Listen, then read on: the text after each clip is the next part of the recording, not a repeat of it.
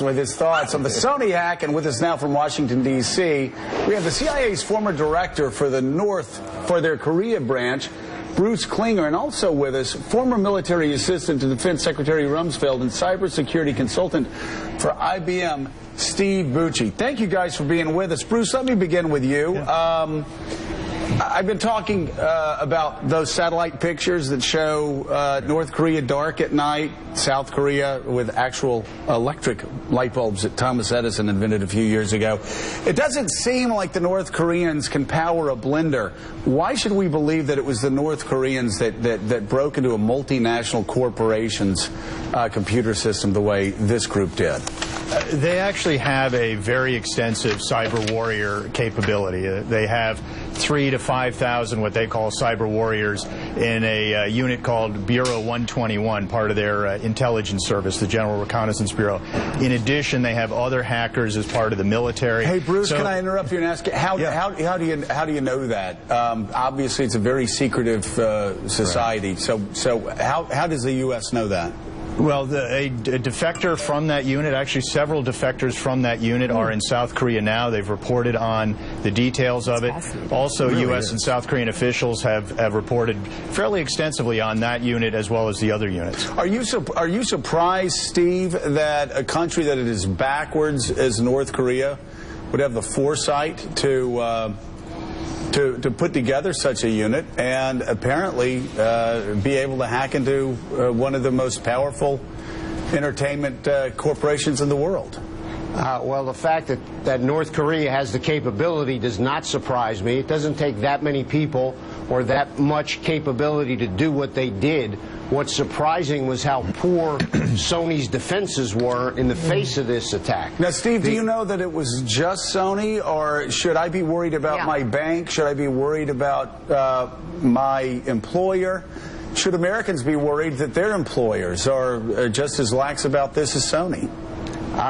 All Americans should be concerned about this. Everybody in the West should be concerned about their personal cybersecurity status and the status of their organizations. They have to take the right steps. If you don't make the investment, somebody like North Korea could come in and get all of your information. Bruce, yesterday I was speaking with someone who is at a level in the government who would know something about this, and he was telling me that it's doubtful that North Korea did this alone, that they probably had assistance. So I'm wondering, what role, if any, do you think it had in this, that Sony, a Japanese company, they're right there, same region, you know, what's the deal there? Well, the North Korean government hackers, both the military and the intelligence services, they operate not usually out of North Korea. They go to China, Singapore, other places. So they will operate anywhere. They'll also use computer nodes in Europe and elsewhere. So they could do it by themselves. South Korea's banks, businesses, the government agencies, they've all been hacked by what's been traced back to North Korea.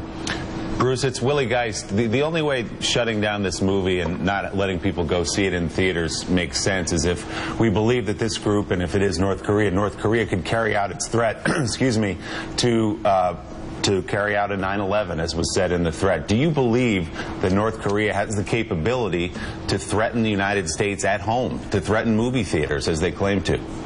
Well, North Korea never carries out its threats except when it does.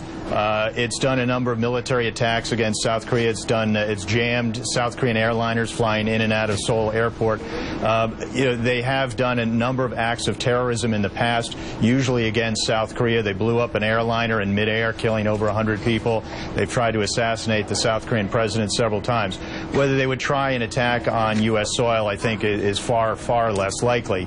That said, they do have capabilities. They've tried to assassinate defectors in South Korea.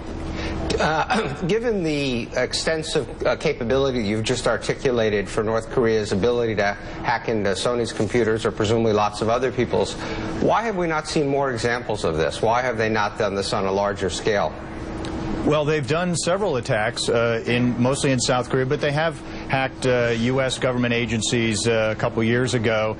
I think the Sony incident is because of what North Korea saw as an insult to its leadership. They take that very seriously. They've threatened, the North Korean military has threatened South Korean media organizations in 2012, even providing the geographic coordinates of the headquarters to make their point very clear. They've threatened the South Korean government for not stopping anti-North Korean demonstrations in the street.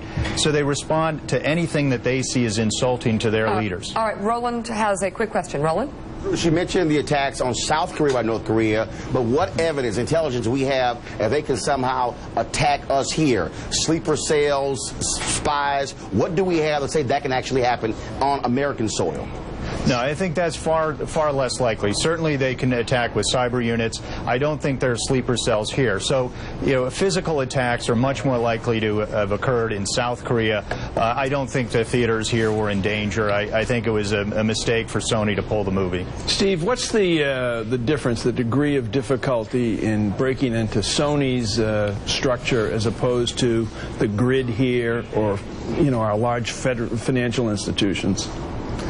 In this case, you had this major corporation, a tech corporation, at least connected to one, that used very, very poor techniques, really bad, folders full of passwords that were labeled password. I mean, that's kind of childish stuff. Yeah. And they did that. Yeah. So the tools the tools North Korea used were pretty unremarkable. They were good hacker tools, but nothing, they weren't like Stuxnet or some really elegant, sophisticated tool. So you don't think these same hackers could get into Bank of America or J.P. Morgan Chase? I'm not saying they couldn't, because those organizations could have problems too, but I think those organizations do have much more sophisticated cyber defenses than what apparently Sony utilized. So what's a company that steps into the breach here? Is it, I mean, you used to work for IBM. What happens now? Obviously, a lot of people are going to be scrambling to make sure that Comcast, Bank of America, all these other companies, Warner Brothers or whatever, if they still exist, I think they've been eaten up. I think they're around still. Yeah. How do we make sure this doesn't happen? What does a corporation do to protect their employees, to protect their business? They need to take basic steps. One hopes that all these other companies will take this incident as the wake-up call. Unfortunately, we tend to not wake up until we are personally or as an entity hit by something like this. I hope that's not what it takes. We always say it's going to take a cyber 9/11 for us to really wake up. I hope that's not correct. But Americans tend to be, well, it's not really going to happen to me. Yeah. That's a dangerous attitude. All right, Bruce Klingner and Steve Bucci, thank you so much. Thanks to you both.